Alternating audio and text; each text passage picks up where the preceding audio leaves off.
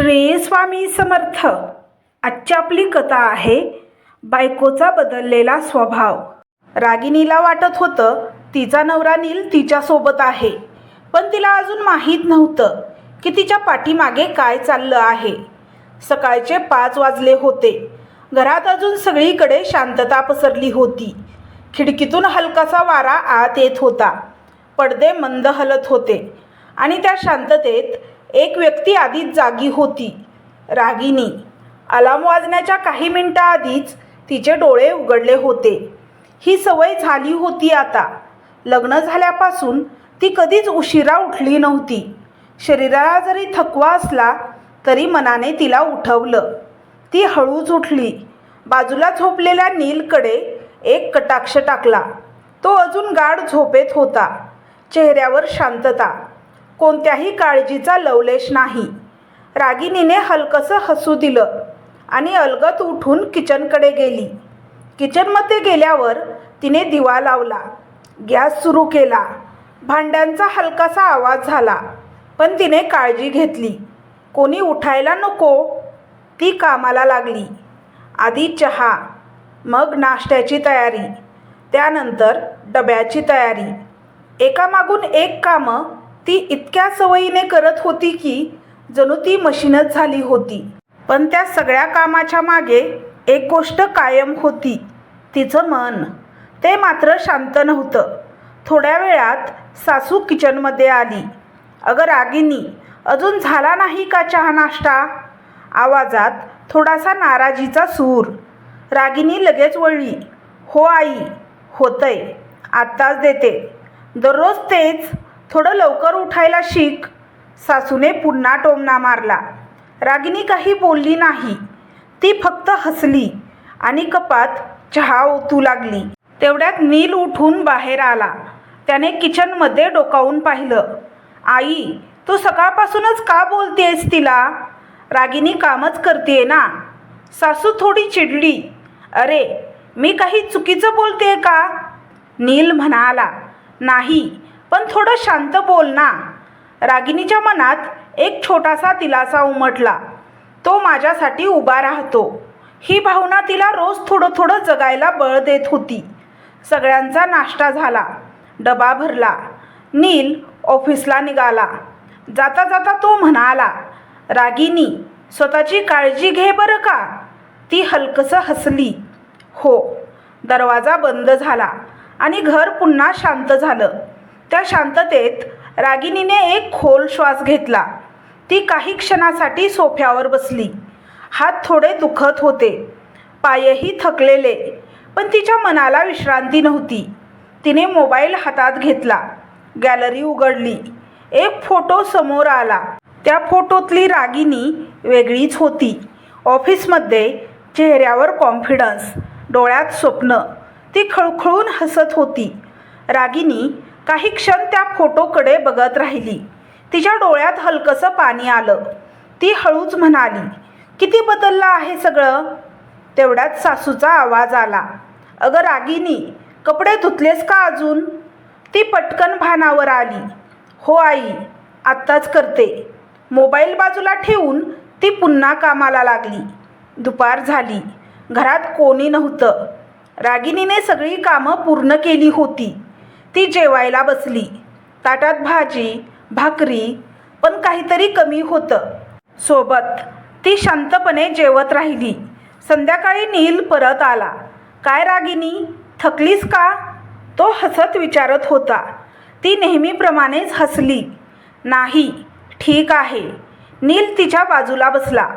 आई काही बोलली का आज? रागिनी थोडी थांबली.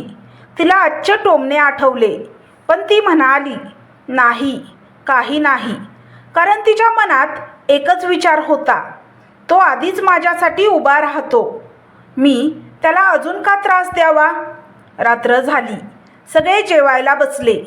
सासू पुन्हा म्हणाली, आज भाजी थोडी फिकी झाली आहे. रागिनी काही बोलणार इतक्यात नील म्हणाला, आई, रोज सगळं परफेक्ट होणार नाही. ती खूप काम करते. पुन्हा एकदा रागिनीच्या मनात तोच दिलासा.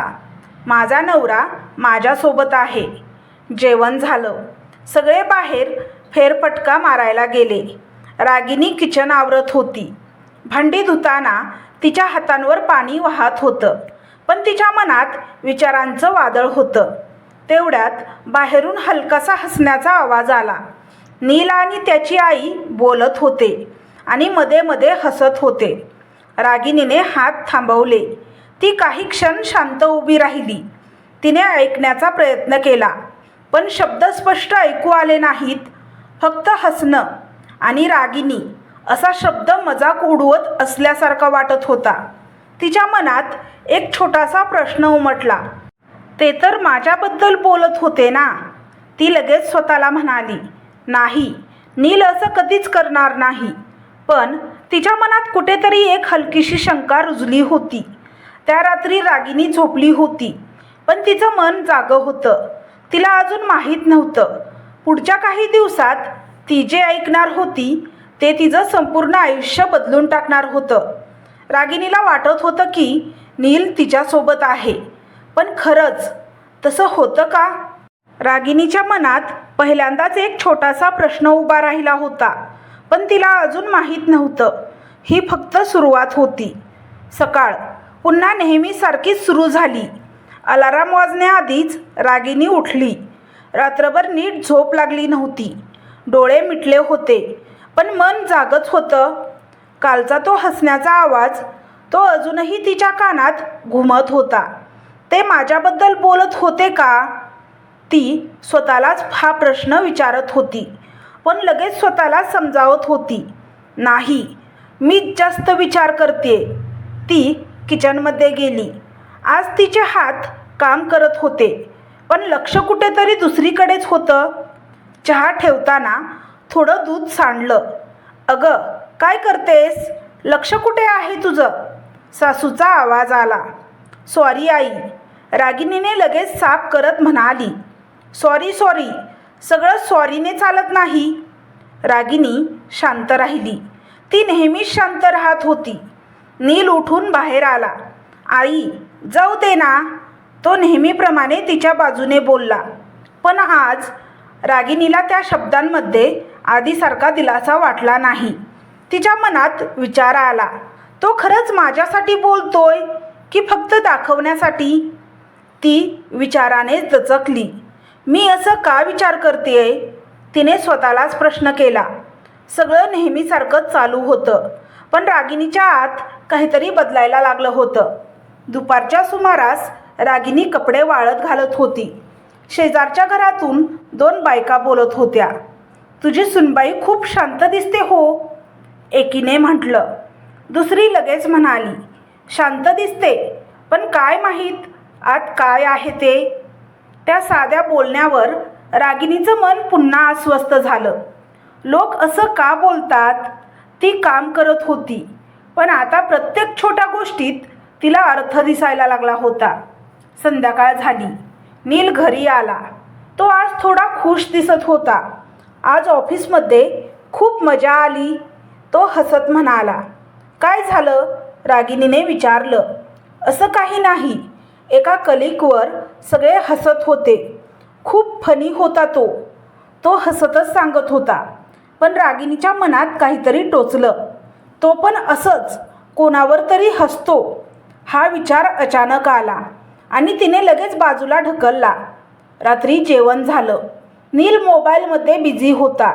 रागिनी किचनमध्ये होती. तेवढ्यात नीलचा फोन वाजला. तो हॉलमध्येच होता. हो बोल, तो फोनवर बोलू लागला. रागिनीला त्याचा आवाज स्पष्ट ऐकू येत होता. नील म्हणत होता, अरे सोड ना, घरी पण कॉमेडीच चालू असते. रागिनीचा हात थांबला. ती ऐकू लागली. अरे माझी बायको ना खूप सिरियस घेते सगळं. रागिनीचं हृदय धडधडायला लागलं. कधी कधी वाटतं, इतकी सिंपल कशी असू शकते कोणी? त्या शब्दांनी तिच्या मनाला हलकासा धक्का बसला. ती पूर्ण ऐकणार होती, पण तेवढ्यात सासू आली. अगं, भांडी झाली का अजून? रागिनी घाबरली. हो, होतायत. तिचं लक्ष पुन्हा कामात गेलं, पण मनात एक गोष्ट अडकली होती. तो माझ्याबद्दल बोलत होता. रात्री रागिनी झोपली होती. नील तिच्या बाजूला होता. तो शांत झोपला होता. रागिनी मात्र छताकडे बघत पडली होती. तिच्या डोळ्यात ते शब्द फिरत होते. खूप सिरियस घेते. सिंपल आहे. ती स्वतःलाच विचारत होती. तो माझी थट्टा करतोय का? पण लगेच दुसरा विचार, नाही, तो असं कधीच करणार नाही. ती स्वतःशीच लढत होती. विश्वास आणि शंका. सकाळ झाली. पुन्हा तोच रुटीन. पण आज रागिनी नीलकडे वेगळ्या नजरेने बघत होती. नील म्हणाला, काय झालं? काही बोलत नाहीस आज? ती हसली. नाही, काही नाही. पण आतून ती विचार करत होती. काल तो काय बोलत होता? दिवसभर रागिनीचं लक्ष कामात कमी आणि विचारात जास्त होतं. ती जेव्हा जेव्हा नीलला बघत होती, तिला त्याच्या शब्दांची आठवण येत होती. आणि पहिल्यांदाच तिला वाटायला लागलं, मी ज्या व्यक्तीवर विश्वास ठेवते तो खरंच तसाच आहे का? रात्री पुन्हा सगळे झोपले. रागिनी किचनमध्ये होती. आज पुन्हा बाहेरून हलकासा हसण्याचा आवाज आला. ती थांबली. हळूच दरवाजाजवळ गेली. पण यावेळी ती थांबलीच नाही. ती परत वळली. कारण तिच्या मनात भीती होती. जर मी ऐकलं आणि खरंच काहीतरी चुकीचं निघालं तर? ती पुन्हा आपल्या कामात गुंतली. पण आता एक गोष्ट बदलली होती. रागिनीच्या मनात पहिल्यांदाच शंकेचं बी पडलं होतं आणि ते बी हळूहळू वाढणार होतं. कधीकधी माणूस आपल्यासमोर जसा दिसतो तसा तो खरोखर असतोच असं नाही. रागिनी अजूनही विश्वास ठेवत होती. पण आज काहीतरी वेगळं घडणार होतं. आज घरात थोडी वेगळी हालचाल होती. नील तयार होत होता. नीट इस्त्री केलेला शर्ट, परफ्यूम. आरशासमोर उभं राहून केस सेट करत होता. रागिनी किचनमध्ये होती. रागिनी, आज संध्याकाळी माझ्या ऑफिसमध्ये पार्टी आहे. सगळ्यांना बोलावलंय. तू आणि आई दोघींनी तयार राहायचं. नीलने आवाज दिला. हो, रागिनीने उत्तर दिलं. ती काम करत होती. पण तिच्या मनात एक वेगळाच विचार सुरू झाला. पार्टी म्हणजे मी काय घालू? तिने पटकन काम संपवलं आणि खोलीत जाऊन कपाट उघडलं. तिने एक सुंदर गाऊन काढला. हलका गुलाबी रंग. साधा पण खूप एलिगंट. तिने तो स्वतःसमोर धरून आरशात पाहिलं. तिच्या चेहऱ्यावर हलकंसं हसू आलं. आज तरी मी थोडं वेगळं दिसेन, ती मनात म्हणाली. तेवढ्यात सासू खोलीत आली. तिने गाऊनकडे पाहिलं आणि लगेच चेहऱ्यावर नाराजी आणली. हे काय आहे? रागिनी थोडी घाबरली. आई, आज पार्टी आहे ना म्हणून. सासूने लगेच उत्तर दिलं. आपल्या घरच्या सुनबाई असं काही घालत नाहीत. साडी घाल आणि नीट दिस.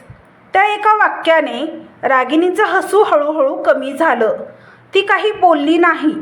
फक्त ठीक आहे म्हणाली आणि गाऊन परत कपाटात ठेवला. तिच्या हातांनी गाऊन ठेवला. पण तिचं मन तिथेच अडकून राहिलं. संध्याकाळ झाली. रागिनीने साडी नेसली. ती खूप सुंदर दिसत होती.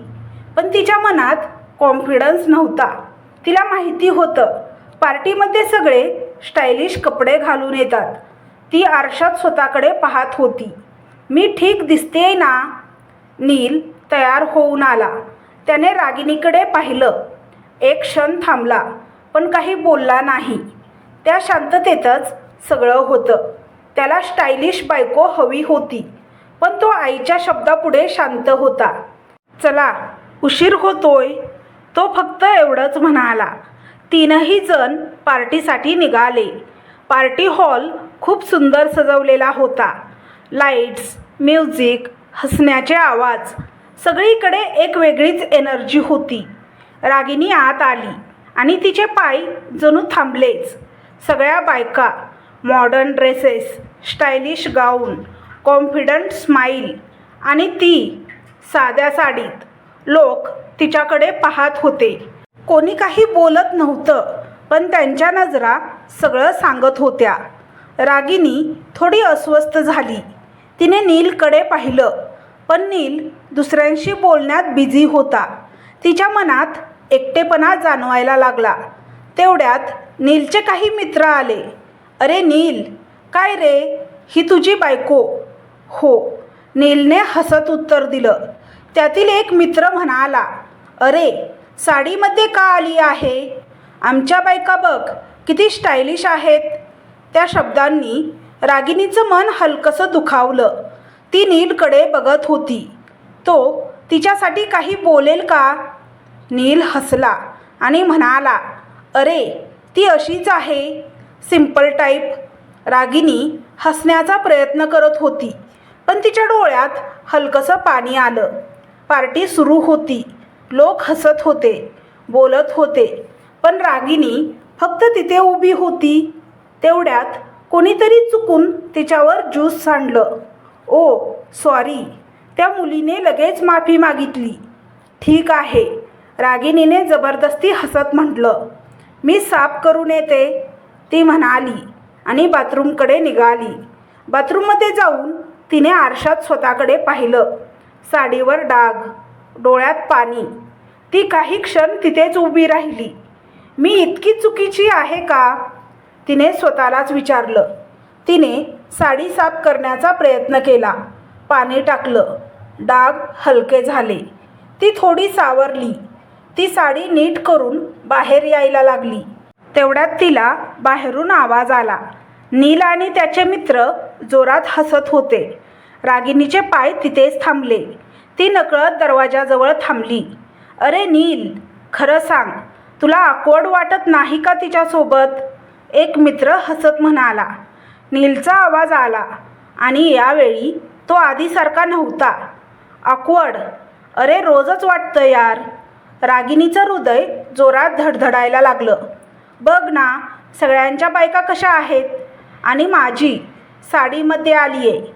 मित्र हसले. नील पुढे म्हणाला, "खरं सांगू, ती माझ्या लायकीचीच नाही आहे." त्या एका वाक्याने रागिनीच्या डोळ्यात पाणी आलं. तिचे हात थरथरायला लागले. "घरात काय करते?" "सगळं काम करते, बस." "कधी कधी वाटतं मोलकरीण आहे की बायको." मित्र पुन्हा हसले. "आणि वरून इतकी सिंपल, काही स्टाईल नाही, काही सेन्स नाही. बोलायलाही मजा येत नाही यार, फुल बोरिंग. पण आईची काळजी घेते, आईला सगळं वेळेवर करून देते. आई म्हणते तसं करते, वागते, त्यामुळे तिला सहन करतो." प्रत्येक शब्द रागिनीच्या मनाला छेद देत होता. ती विश्वास ठेवत होती, माझा नवरा माझ्यासोबत आहे, पण आज त्या विश्वासाचे तुकडे होत होते. नील थांबला नाही. "काय करणार? आईमुळे टिकवून ठेवलंय, नाहीतर कधीच सोडलं असतं." त्या शब्दांनी रागिनी पूर्णपणे तुटली. तिच्या डोळ्यातून अश्रू वाहत होते, पण आवाज नव्हता. ती तिथेच उभी होती, शांत, तुटलेली. आत्तापर्यंत तिला वाटत होतं, तो माझ्यासाठी उभा आहे, माझा नवरा माझ्यावर प्रेम करतो, म्हणून ती सासूचे टोमणे सहन करत होती. सासू जसे कपडे घालायला, वागायला सांगत होती तशी राहत होती. पण आज तिला कळलं, तो फक्त दाखवतो आहे. तिने स्वतःचं तोंड हाताने झाकलं, आवाज बाहेर जाऊ नये म्हणून. तिचं संपूर्ण आयुष्य त्या काही मिनिटात बदलत होतं. ती हळूच मागे सरकली. डोळ्यात पाणी, मनात हजारो प्रश्न. मी एवढी वाईट आहे का? मी काय चूक केली?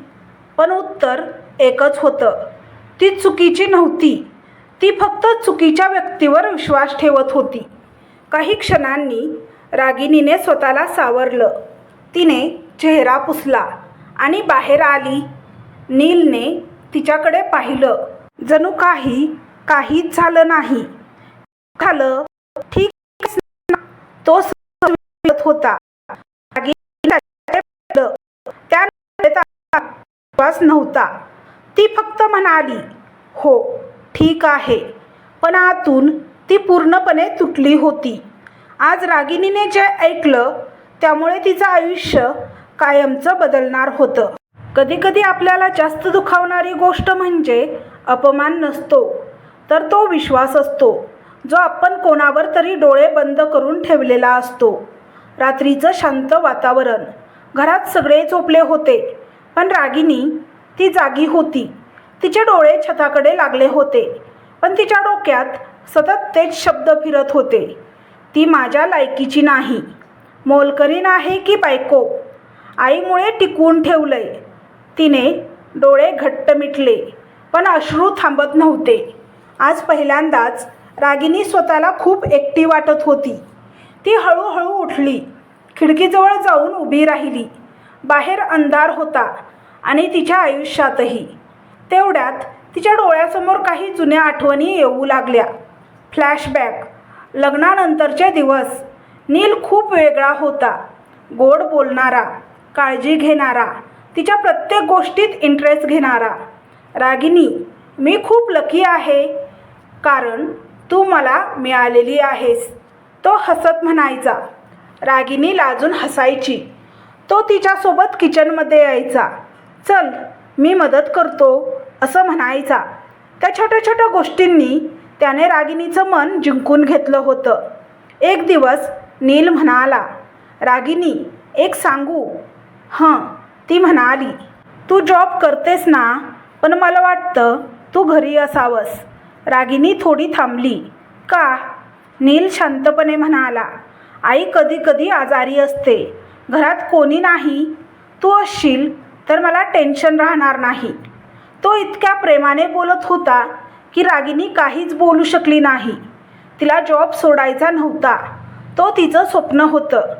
पण तिने विचार केला, तो माझ्यासाठी इतकं करतो, मी त्याच्यासाठी इतकं करू शकत नाही का? आणि तिने जॉब सोडला. त्या दिवसानंतर सगळं बदलायला लागलं. सासूचे नियम सुरू झाले. सकाळी लवकर उठायचं, घरात साडीच घालायची, बाहेर जाण्याची गरज नाही, खरेदी वगैरे काही नाही. रागिनी सगळं ऐकत होती, सहन करत होती, कारण तिच्या मनात एकच गोष्ट होती, नील माझ्यासोबत आहे. जेव्हा सासू काही बोलायची, नील तिच्यासमोर तिची बाजू घ्यायचा. आई, तिला एवढं बोलू नको. आणि त्या एका वाक्याने रागिनीच पुन्हा सगळं विसरायची. तिला वाटायचं, तो मला समजतो, तो माझ्यावर प्रेम करतो. पण आज तिने जे ऐकलं ते सगळं खोटं ठरवत होतं. रागिनीच्या डोळ्यातून अश्रू वाहत होते. ती स्वतःशीच म्हणाली, मी इतकी आंधळी कशी झाले?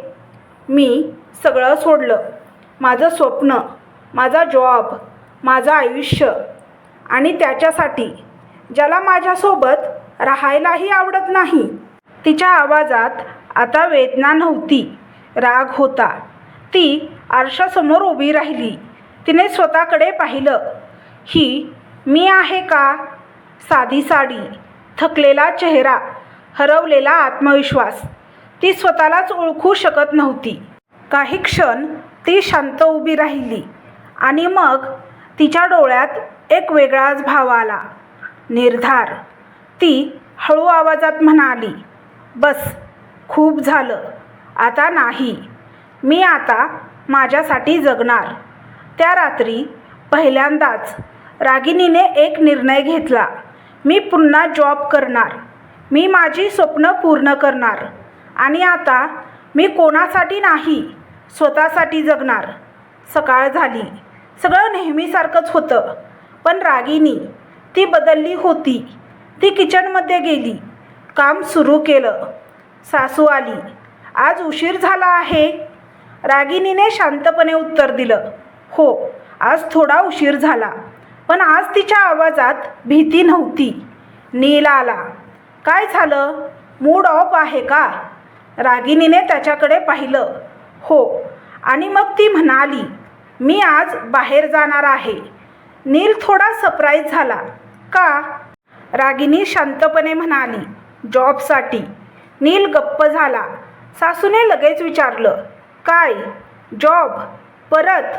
रागिनीने स्पष्ट उत्तर दिलं, हो, मी परत काम करणार आहे.